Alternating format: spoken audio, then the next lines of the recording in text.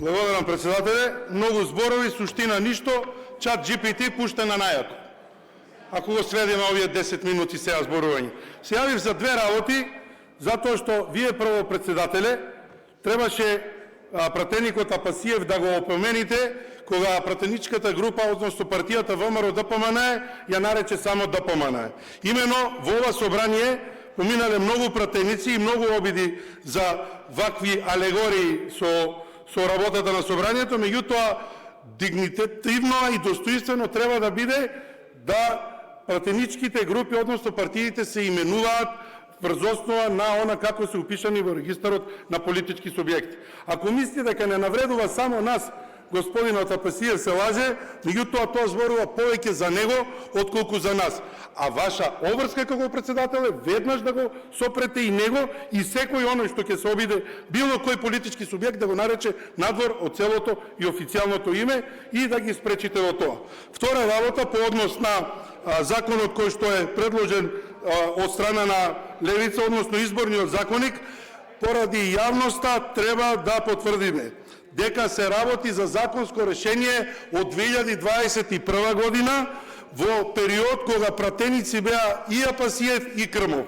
Од тогаш нема измени на ова законско решение, инаку се работи за безпредметен закон во овој момент, она што го зборувавме на координација со сите пратеници и пратенички групи и она што сум уверен дека колегата координатор Апасиев ги информира неговите пратеници, дека самиот текст во законот вели дека се работи за закон кој што се однесува, односно на актот определен за денот на изборите, а тоа е 19 октомври 2025 година. И да, рековме дека ќе учествуваме сите во работно тело, работна група или било како сакате крстете го, нешто по однос на измените на изборниот законник и нешто што е суштински битно за сите политички субјекти. Меѓутоа, да учествуваме во безпредметен закон, кој што во самиот вовед напишан од нив се однесува за избори кои што се завршени на 19 октомври 2025 година и да не убедуваат дека на тоа треба да пристапиме со